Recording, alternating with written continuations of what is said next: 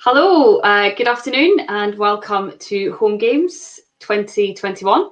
For the astute amongst you, you'll notice that it's not Mark or Steve here hosting today, but me. My name's Rebecca Christensen and I'm the Marketing Director at The Land Cat. We have an amazing guest today, Derek Stewart, who you'll see on either that side or that side. I'm not sure which way he looks to you all, who I'll come on to in a minute. HomeGames, we held 36 of these last year. And we said that as long as lockdown and all this COVID stuff continued, that we'd continue to be here for you every Wednesday lunchtime. And so as we're all in lockdown 3 or 4, depending on which side of the border you live on, we are back. We have a full lineup of amazing guests to keep us going through these long days. And as I say, we have Derek, who runs Strategic Asset Managers in Uddingston, which is just outside of Glasgow, and is also home to the Tunnocks tea cake amongst the chocolate fans out there. So just a couple of housekeeping things. We'll be here till about 1:15. There's the live chat down the side, which please kind of jump on. If you've got any questions that you want to ask, you can pop them there, or you can put them in the ask a question box underneath. There's also sometimes people have problems with buffering or with audio or visual issues. So I'll just paste a URL. If you experience any kind of buffering, you can click on that and that should hopefully help. So Derek, hi. Hi, Rebecca. Hello, and I'm delighted that you're here for my first HomeGames in hosting. I first met you back in, I think, about 2008 or 9, back in the heady days of a Nucleus conference down at the Belfry. I think it was the first one that I'd organised when I used to be at the team there. So great to have you. Strategic Asset Managers, you're celebrating your 20th anniversary this year. We are. Yeah, you've got 300 million of assets under management and a brilliant team of 15 through there in snowy Uddingston. But there's all that amazing side of what you do. But the other side, which is why I really wanted to bring you in today, is because of your ultra athlete side and everything that you do there. So you've completed some of the world's toughest ultras. And I think the kind of broad subject for today is that the need for us all to hit reset and how to overcome challenges. And I've always loved your take on that. And I've got you to present a number of events that I've held over the years. So thank you for joining us. Well, it's a real privilege to be here, and Happy New Year to everybody. Yeah. So I don't know if you want to kick off by giving us a bit of a background into your kind of career so far, Derek, please. Sure. Yeah. I'm going to sound as though I stepped off the ark because I've been in financial services for 42 years. And when I was listening to Mark the other day, Mark Polson the other day, and he says that most people fall into financial services. And back in those days, that's exactly what happened. So in 1979, I joined Legal and General Unit Assurance. And believe it or not, back in those days, there were only 3 unit-linked companies in the market. There was Legal and General, who were the new boys. There was Hambro, and there was Abbey Life. And it was a much different market to what it is today. Everything we do today is unit linking. It originally came about to challenge with profits, so there was greater transparency. So I started off as a boy and got a good break and joined a company called Noble Lowndes. And that's really where my career started taking off. At the age of 21, I was advising. So that's something you wouldn't see nowadays. And it was certainly a long time, 1981, 82. It was a long time before exams came in. So I grew up in that environment, but I was really, really lucky and fortunate that I had some amazing mentors, people who were mega successful, and Noble Lowndes were known for their strength, in technical strength. So that was a great beginning for me. And as we're going to be talking about challenges, and we're in this very, unique situation with COVID, the first challenge I really remember, other than if you made a mistake, they hit you, slapped you in the head, or shouted at you. There was no such thing as human resources to bail you out. I remember on the 13th of March, 1984, life assurance premium relief was removed. We thought there and then that the life assurance industry was finished, because who would want to buy life assurance without a discount? So believe it or not, the next year business went up, and so on and so forth. I think the financial services sector is fantastic at rising to challenges. We do it all the time with changes in legislation and taxation. From there, I moved into a firm of stockbrokers, and I was promised the earth. And earth is exactly what I got. I got nothing. And expecting all these clients to give me all this money, and I had a massive target. And the reason I mention that is that the only way I survived was learning how to develop accountants and lawyers, because they weren't going to give me any clients. So 82% of my business ended up coming externally from accountants and lawyers. And that was a real blessing, which I'll come on to when we then talk about launching of my own business. Yeah. But the big company, Noble Lowndes, that I worked for, invited me back to run it. Yeah. So having been the sort of office junior, I ended up running it, and then I ended up on the board. And again, I saw a lot of challenges. I saw how not to run a business. Sedgwick bought Noble Lowndes. There was a clash of cultures. There was a high turnover of staff. And that is what eventually persuaded me that I thought I could do it better. And in 1998, I set up a partnership. And in 2001, that became Strategic Asset Managers. And here we are. Brilliant. So, as I said, I met you back in 2008, and at that point you were talking, you started doing like your first Ironman you were looking at, you'd done a triathlon. Yeah, so what happened was I, at the age of 46, decided to take up triathlon. And the reason I did was I had just come through Square Up in the City, which was a charity boxing competition for people in the financial services sector. Yeah. I didn't win. I know. Actually, Wilson told me that story last week about it. I probably didn't mention it to you, though. Well, I knew it was going to come up anyway. The reason I signed up for it was because I was drunk, and I was right into martial arts, and I thought, being Bruce Lee, I could take anyone on. But the answer is boxing is a completely different art, for which I have an amazing respect. But I enjoyed the fitness, but didn't want to go in the ring again. So I took up triathlon because I couldn't swim. Right. So 3 months later, I did my first triathlon. 2 years later, I did my first Ironman.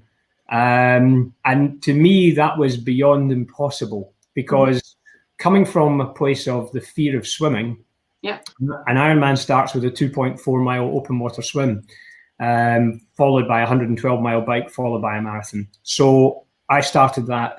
My first Ironman was at the age of 48. Right. And in completing that, it changed my mindset. I've always had a positive mindset, but it really changed it, because when I did it, I thought to myself, well, anything's possible. But I should make clear that whilst I'm going to talk about mad adventures and races, for some people, the equivalent of that is a 5K. Yeah. And I would encourage anybody who's been sitting on the couch during COVID, drinking too much as I have, eating too much as I have, and feeling a bit fuzzy and not enjoying being locked down in their house. If you haven't done it, look up Couch to 5K, because it's an amazing way to start off a fitness campaign. Yeah. And then go and do park runs. But to some people, that's as big an achievement as anything I've ever done.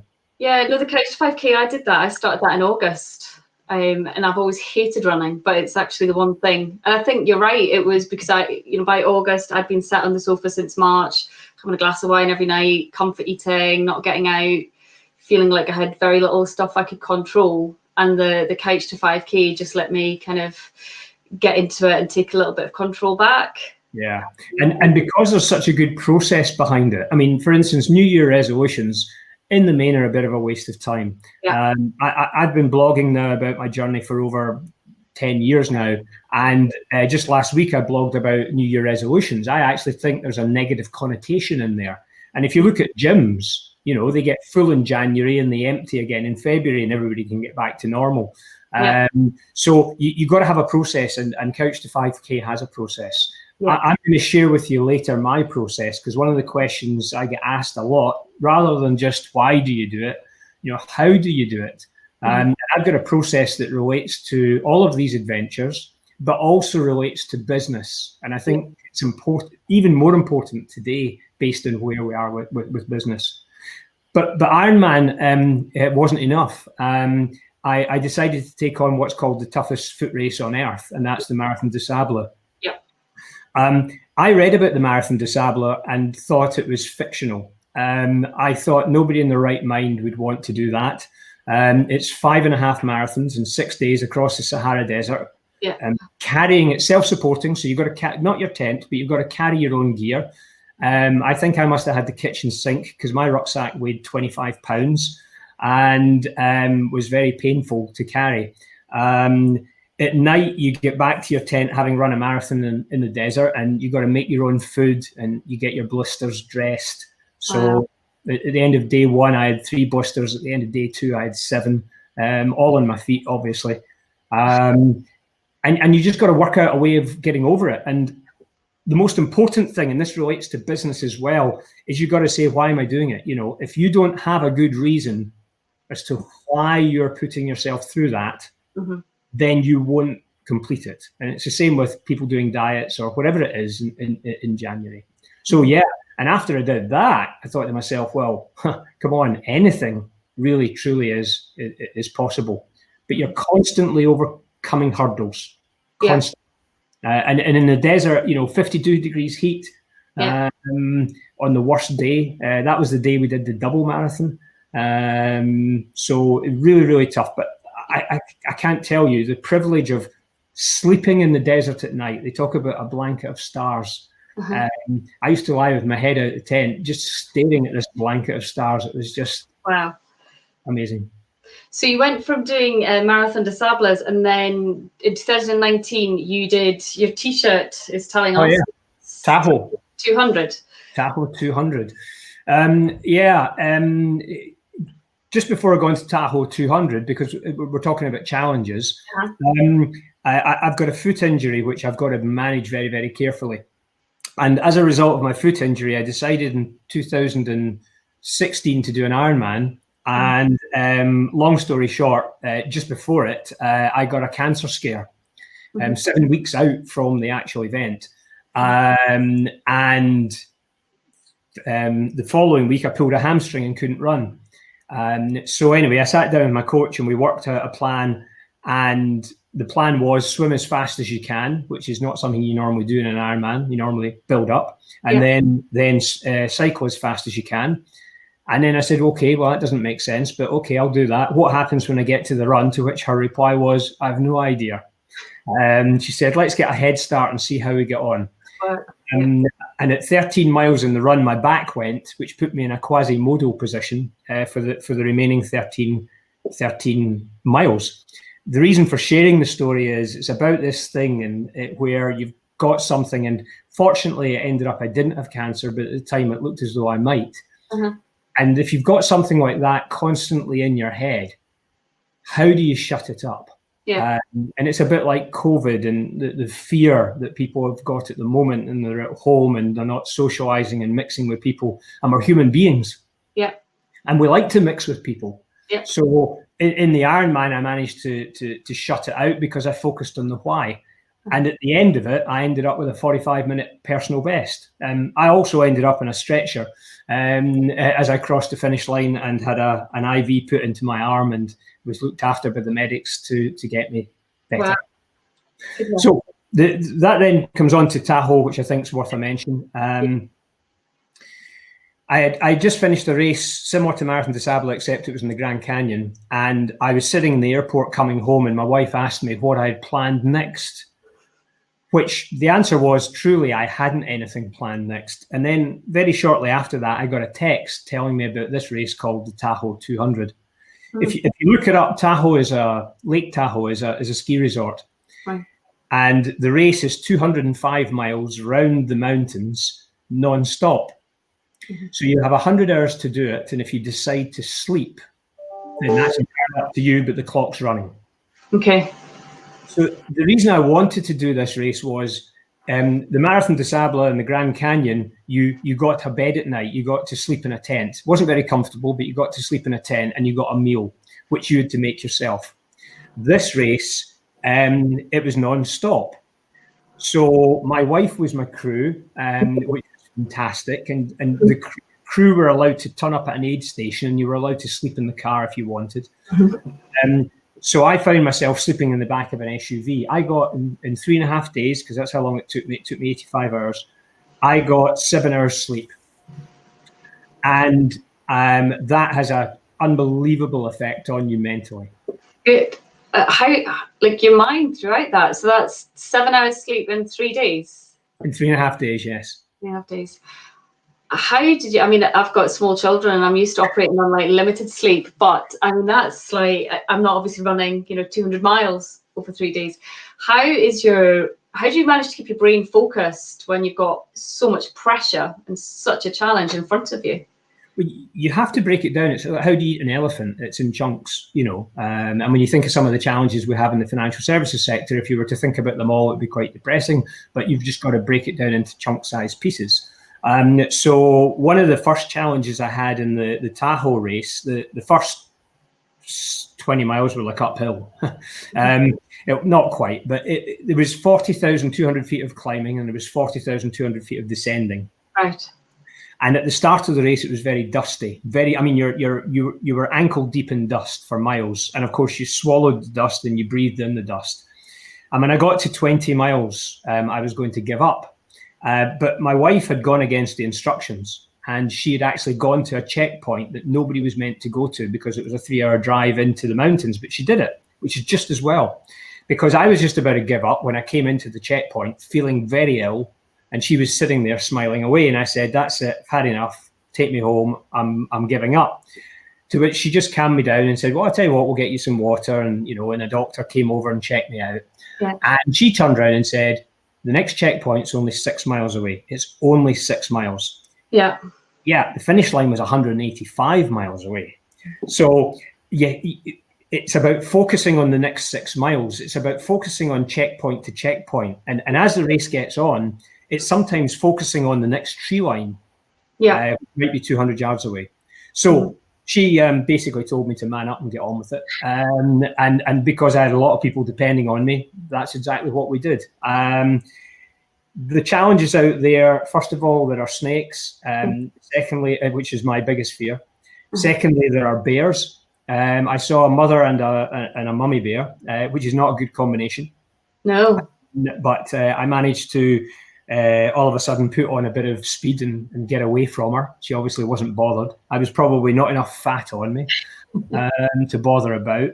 But then the hallucination starts. So what happens is you're allowed a pacer at 63 miles. That's somebody who joins you and can run with you. So run alongside you to kind of guide you through.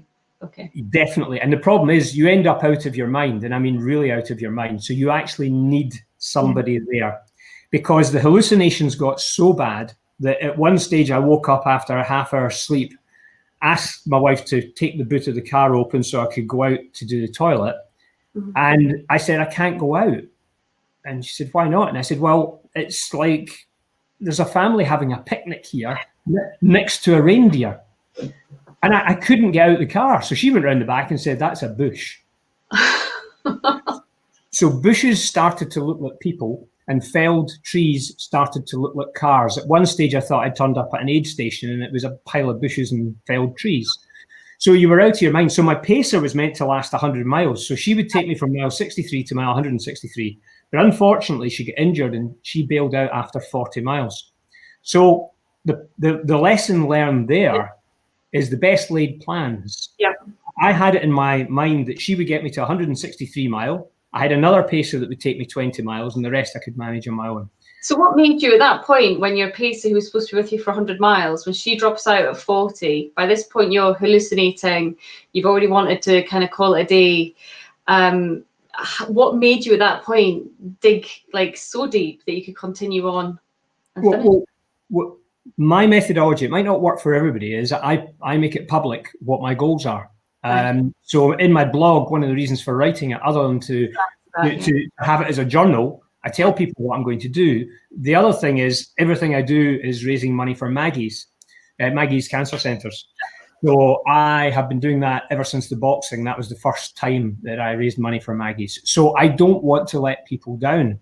And at the end of the day, it's one foot in front of the other. You just got to block out the pain. and the boredom at times. Yeah. So what I did was I started latching on to other people so that I'd be safe, because I didn't want to be in the woods in the dark on my own. And as it turned out, that's what happened to me. I had a pacer, Reggie, who did 20 miles with me. And remember, it was 30 degrees during the day. But in that 20 miles, we went to the top of a mountain and it snowed. Wow. And it was ankle deep in snow, and the temperatures plummeted. And I couldn't eat because I couldn't feel my hands, so I couldn't go into my bag. So I had to wait till we got off the mountain before I could eat. And Reggie got me through all of that. But he actually came to the rescue at the very end as well, because on the last 15 miles, I latched on to some people to go with them, thinking it's only 15 miles to go. How difficult can it be? Yeah. I was hallucinating so badly, I thought two of them were planning to murder me. And we got to the top of the mountain, and the snow and the wind was howling, and I just had no idea where I was at all. Right. And on the way down the mountain, they I thought feigned illness because they were going to murder me and sent me off on my own in the dark, and I get lost. And the thing is that you had your phone with you, and on your phone was an app that had the map, and it had you, little red dot, showing you which way to go. And I got lost because there was 2 signposts missing. So I took a wrong turn and found myself lost in the mountains, in the wind, in the snow, and could hear bears. And totally hallucinating and thinking people were about to murder you as well. Yeah. It's so extreme what you do. You know, we've got Kate Shaw saying that this makes the stuff that she does seem like a park run. And I know that Kate does a lot of kind of like resilience and fitness ultras. And, you know, I kind of feel the same. It's like, what makes you do something so extreme and so tough on your body? Like that sounds, I mean, you told me when we spoke the other day that you lost 1.5 stone in 3 days when you did the Tahoe challenge. Okay. And it's like, what drives you to do that? So that's a great question. And I think the answer to it is, first of all, I want to raise money for Maggie's. But secondly, when I started into triathlon, I realized I was capable of so much more. I think we're all capable of so much more. I think we work in offices, we sit in chairs, we've lost the whole caveman, cavewoman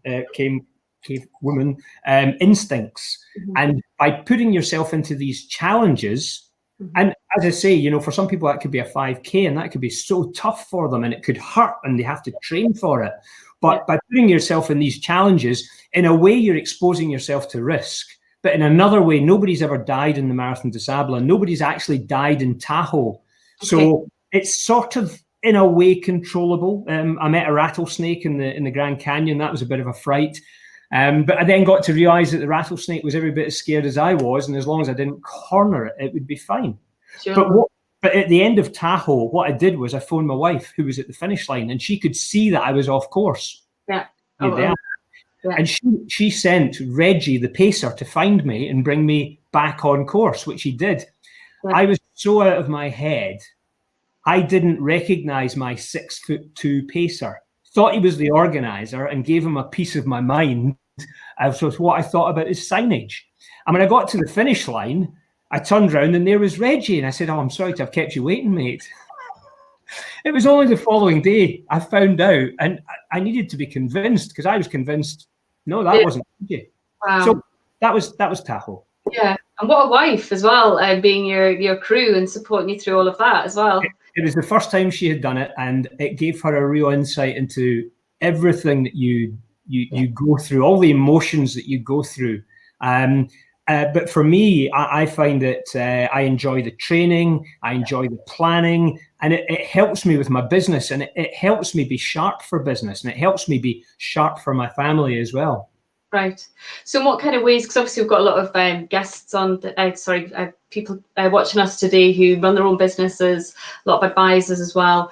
What kind of processes do you apply in the business that you also use within your fitness? Okay. So for years, I've used this 5-stage planning process that fits on an A4 sheet of paper. Mm-hmm. And in the 20 years I've been using it, you could restructure businesses using it. Because I did 15 years of management consultancy as well whilst I was an IFA. And I always use this tool, and I've just adapted the tool for Lake Tahoe or for running my business. And it's quite simple. If you've got a piece of paper in front of you and you think of a clock face, at 12 o'clock, you have a box and you head at objective or objectives. So the thing about objectives is lots of people say, oh yeah, I want to do, right? Okay, so if somebody says their objective is they want to do X in their business or they want to run a 5K, that's fine. But I have a couple of questions before we go any further.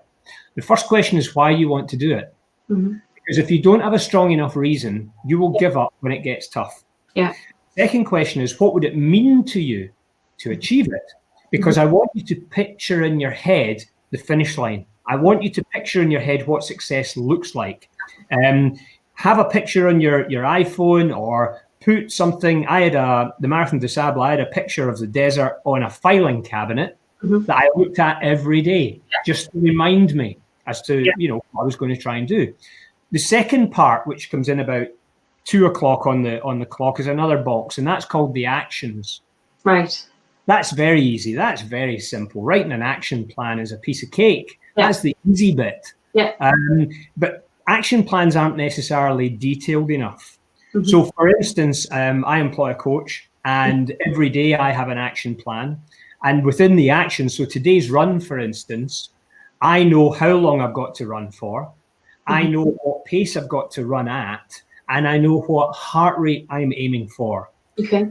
So if the action plan said go for a run, that's not good enough. You need to break it down. It's the minutiae. Break it down. And once you've got your action plan, that's good. Here's where it goes awry, or here's where it succeeds. The third box, which comes in about 4 o'clock, that's the control box. Okay. What are the controls that will make sure that you will do what you said you will do when you said you will do it? Okay. Now, if it's business, it could be a fellow director, it could be a colleague. When it comes to my running, part of it's my coach. One of the controls is my Garmin. Another control is my Training Peaks or my Strava, because that gives me all the data from the runs. To non kind of sporty people like myself, a Strava, I've heard friends talking about this. Strava is like a app that tracks and monitors everything. Is that right? Absolutely. So what happens is my watch downloads my data from the run, my heart rate, how long my foot's been on the ground, the length of my stride. Okay. And then Strava records some of this information so that your friends can look at it as well. So I know, and they can give you kudos. So they give you a little thumbs up if they think you've done well. So I know when I'm out in my run, if I'm suffering and do badly, I'll get some abuse from my friends. So that in itself is a control. Now you can easily build, accountability. Yes. So it's accountability. That's absolutely what it is. So it's the same at work. You should have key performance indicators and be careful what you ask for, because if back in the old days, your boss would say, I want you to have 30 appointments a week. You could have 30 appointments a week, but there's no quality control in there. One thing I would say about one of my hobby horses about setting goals is I don't like SMART goals. Which is something most people will be familiar with. I would imagine so. If anybody works in a big organization. And the reason I don't like them is because of the A in SMART. It stands for attainable. Now, Muhammad Ali once said that if your goals don't scare you, you haven't set them high enough. And it was that quotation that made me sign up for Tahoe. Because I was scared of it. And I decided, well, if I'm scared of it, why don't I take it on as a challenge and let's see how we go. But what helps people that are sitting here, because it's great that you're doing all of this and you're there and you've had this mindset for so long now, but what about people who have never kind of stretched themselves to reach a goal that they don't believe is attainable? What do we need to change? What do we need to reset in our own minds to do that? Yeah, and I think it's about habits. And I think it's about, so when I'm talking about unrealistic goals, in between that and zero, you have to have some realistic goals, because you have to get into the habit of achieving them. So right now, to give you a very simple example, because anybody can do this, I'm studying the Wim Hof method, the Iceman, and what he talks about is conditioning yourself with cold showers. And at the end of your hot shower, you have a cold shower for 30 seconds.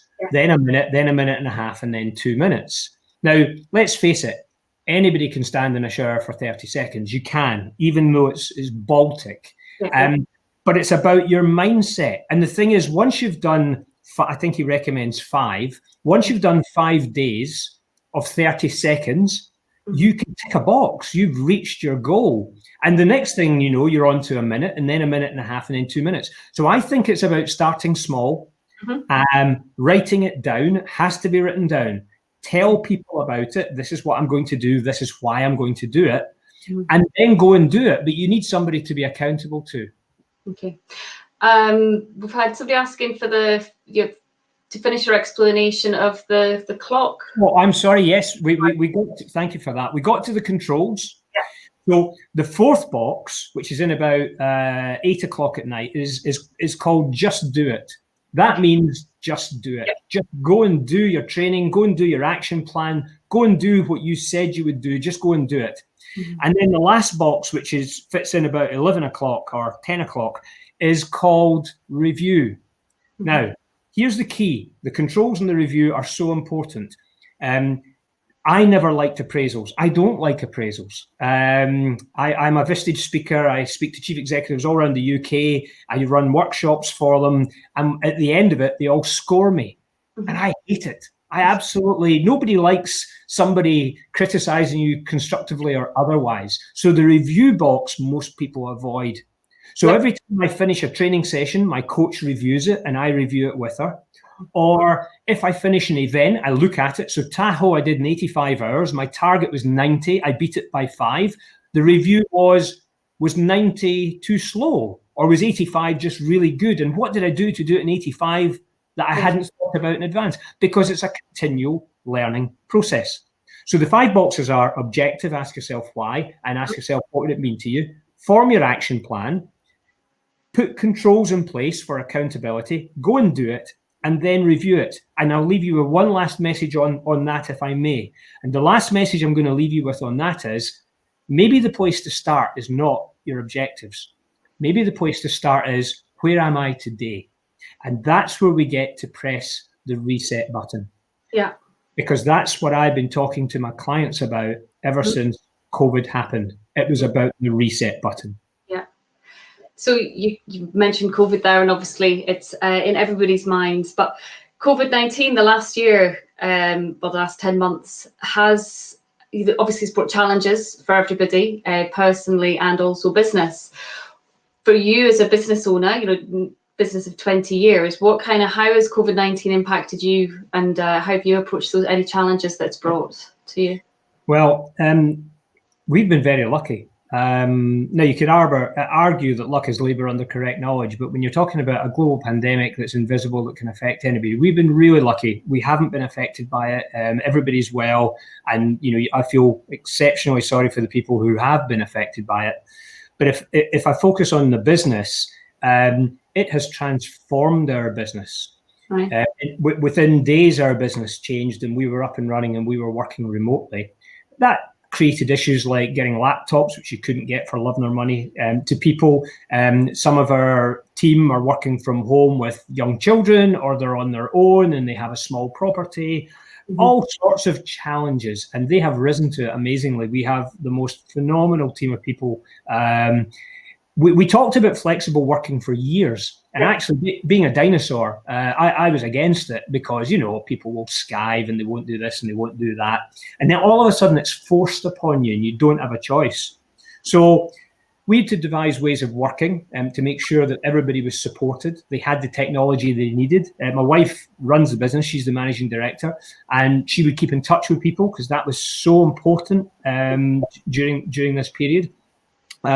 So that was transforming for the business, but our relationship with our clients changed. And I'm sure many IFAs out there would have found the same thing. Yes, our clients were worried about what happened in the markets, what had happened to their money, but actually all our communications with our clients that we sent out initially was about them, their families, their safety, their well-being, their mental well-being. Our first communication was a one-pager with a picture of my house, my office, taking a picture out of the window into the garden. And the feedback we got on that was incredible. So we kept that theme up of talking to our clients, not about their money, but we were talking to them about resetting along the lines of, well, this has happened. What does it mean to you? Do you have children back home as we did living with you? Has it changed your values? Has it changed your plans? Yeah. And in time, we'll get through this and we're here for you. Right. And what we made sure was we have an external company that answers our phone because we're not in the office, and they email us immediately and we go straight back to our clients. So we've found we've got greater communication with our clients. We've got different communication with our clients, and our clients are very grateful that we are there for them. Okay. During the period, we took the opportunity, if somebody gives you lemons, make lemonade. We took the opportunity of catching up because we were behind with our work because we've been so busy. Yeah. So we've been working flat out all the way through since March. We've been working flat out to catch up, which we have. We have produced our new corporate brochure. That's taken us 6 years. Right. 6 years. And we did it in 3 months. And we're very proud of the end result. And our clients, the response back from them has been very good about it because of the style and the way in which it is written. And something we've been working on for 2 years, we changed our core investment proposition. So our core investment proposition, we've been looking for 2 years now because we believe the investment markets are moving on. If returns are going to be lower, which everybody is predicting is the case, we've got to get the charges down. And we're not believers in 100% passive. So we spent 2 years researching the market, and the long story short is we decided our core investment proposition will be the Nucleus IMX discretionary management service, which, believe it or not, was launched today. Brilliant. Nice. We've been involved in the soft launch.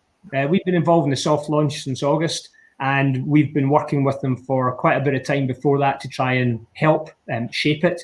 Great. And so we've launched that to our clients. So we have made the most, the full use of the time.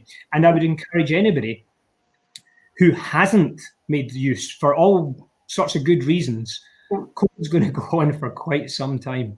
So if you haven't made changes and you want to make changes, then have a look at the 5-step plan and hopefully that will help you. So COVID has been good for our business, although it's obviously not good for the country. And in financial services, we're very lucky. I've got a friend who's got a restaurant of 40 years. And I mean, what they are going through is just absolutely soul destroying. I know. You mentioned earlier your business model about lawyers and accountants. Yes. You were going to come on to something. Thank you for reminding me. Yes. So desperate as I wasn't being given any referrals, I went out looking for them from accountants and lawyers. And accountants and lawyers' relationships with IFAs back in the day was a bit like insurance company inspectors and IFAs. It was a bit of a sort of servant relationship. And I never liked that. So what I did was, based on my management experience, I created a business model to help accountants and lawyers improve their businesses. Okay. So when I went in to talk to them, I didn't talk to them about, please give me some clients and I'll be very grateful and I'll pay you a whole load of commission or whatever. Oh, and I'll give you all my clients as well, which is what they wanted. And I would go in and start talking to them business person to business person to get their respect and to give them some ideas as to how to improve their business. And as a result of that, we had a much greater trust and respect. And as a result of that, our whole business, Sam's business, is built on referrals from accountants and lawyers to this day. Is it? So 20 years later, that's still how you get? Yeah, absolutely. Accountants and lawyers give us all our referrals plus referrals from existing clients. That's our sources. Fantastic. We've had a few comments coming up. Derek, what is your next ultra? Have you anything planned? Oh, thank you. So last year was a bit of a washout. I was meant to be doing a race in Romania called the Ultra Race Romania, which is 6 marathons in 7 days in the Romanian mountains with 36,000 feet of climbing self-supporting. But it was cancelled because of COVID. So we did a virtual race. The organisers organised a virtual race. So 250 kilometres. I ran it in 9 days, eight days running, 9 days. I took a day off last year. This year, they're redoing the race in August. Okay. So that is my A race, and all my training right now is geared up for that, and I cannot wait. I'm looking forward to it. Brilliant. Michelle's asked that she says that she thinks that Derek's physical pursuits are amazing, but that Mrs. Stewart is a legend, and I have to. In more ways than one, she's a legend, and you're not the first to say it. But thank you for she deserves that praise. Yeah, absolutely. And the final question today has been from Andy, just asking what your thoughts are about the potential sale of Nucleus. Obviously, it was announced at the beginning of December. Sure. Different buyers muted, but yeah, my potential sale of Nucleus is as long as if Nucleus is sold. We are massive fans because we love the transparency. We love David Ferguson, the whole team. If somebody were to buy Nucleus and change that, they'd be off their rocker, because the reason that it's so successful is because of what they do and how they do it, and the relationship they have with their IFAs. Yeah. So I spoke to Nucleus, and of course Nucleus can't say anything, as you would expect. My view is we will be supporting Nucleus, and if anybody does buy them, then I think they would be daft to change that culture. I'm not sure how we are in time, but can I leave one last tip, if that's okay, Rebecca? How are we in time? We've got a couple of minutes left. So okay, yeah. I want to talk to you about the number 168. Okay. And when I talk to executives and everybody's too busy, you know, the thought of going couch to 5K, oh, I'm too busy, I've got family, I've got this, I've got that, etc. Well, there are 168 hours in the week. Right. And if you sleep for 60 hours a week, that leaves you 108 hours.